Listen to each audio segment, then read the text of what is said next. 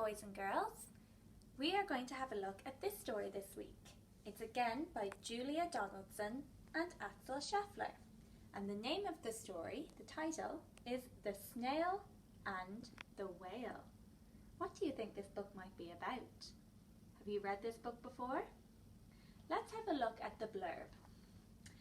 The sea snail slithered all over the rock and gazed at the sea and the ships in the dock. And as she gazed, she sniffed and sighed. The sea is deep and the world is wide. How I long to sail, said the tiny snail. Let's have a look inside.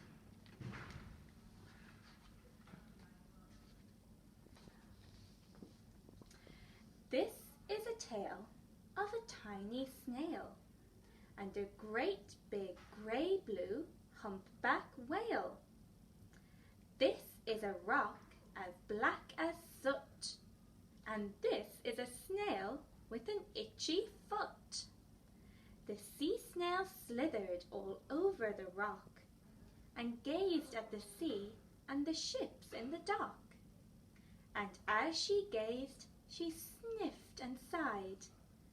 The sea is deep and the world is wide. How I long to sail, said the tiny snail.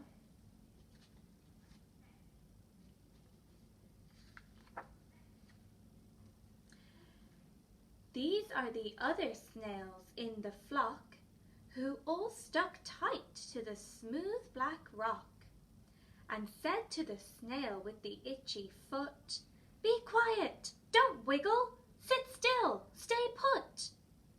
But the tiny sea snail sighed and sniffed, then cried, "I've got it, I'll hitch a lift." This is the trail of the tiny snail, a silvery trail that looped and curled and said, "Lift wanted around the world."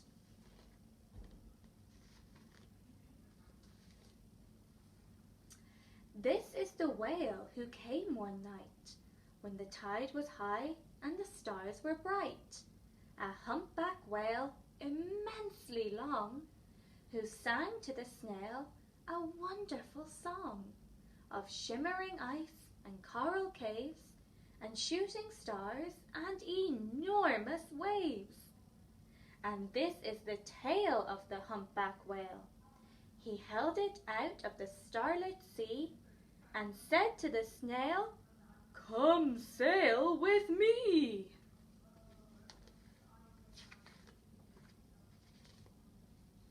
This is the sea, so wild and free, that carried the whale and the snail on his tail to towering icebergs and far-off lands, with fiery mountains and golden sands. Can you see the fiery mountain?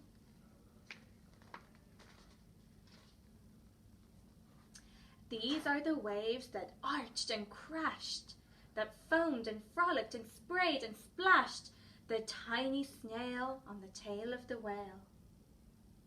These are the caves beneath the waves, where stripy fish with feathery fins and sharks with hideous toothy grins swam around the whale and the snail on his tail.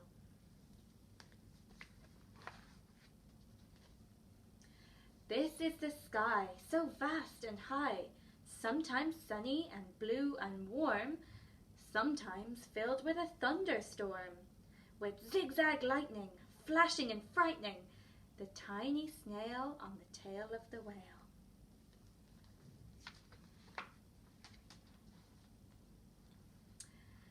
And she gazed at the sky, the sea and the land, the waves and the caves and the golden sand. She gazed and gazed, amazed by it all, and she said to the whale, "I feel so small."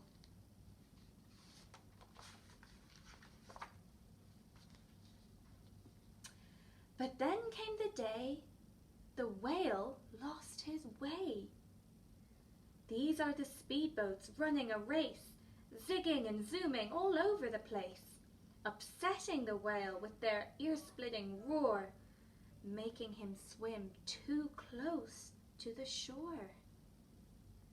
This is the tide slipping away.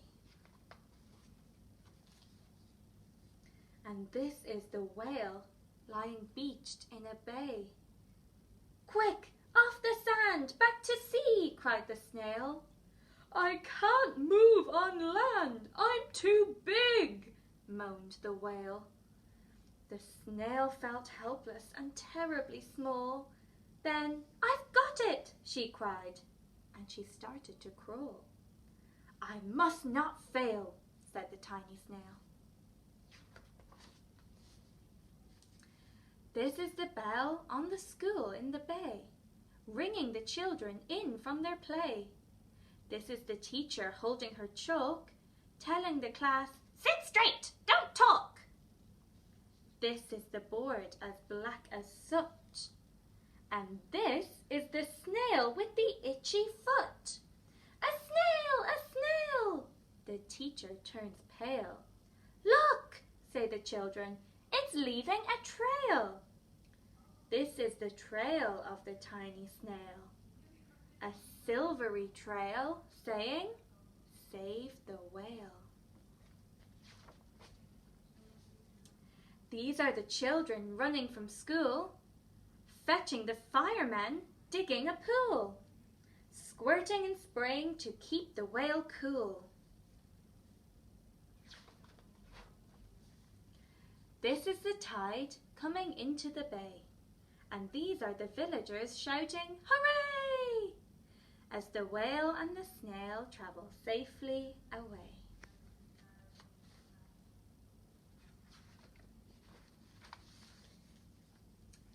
Back to the dock and the flock on the rock, who said, "How time's flown, and haven't you grown?" And the whale and the snail told their wonderful tale of shimmering ice and coral caves and shooting stars and enormous waves, and of how the snail, so small and frail, with her looping, curling, silvery trail, saved the life of the humpback whale. Then the humpback whale held out his tail, and on crawled snail after snail after snail. And they sang to the sea as they all set sail on the tail of the grey-blue humpback whale.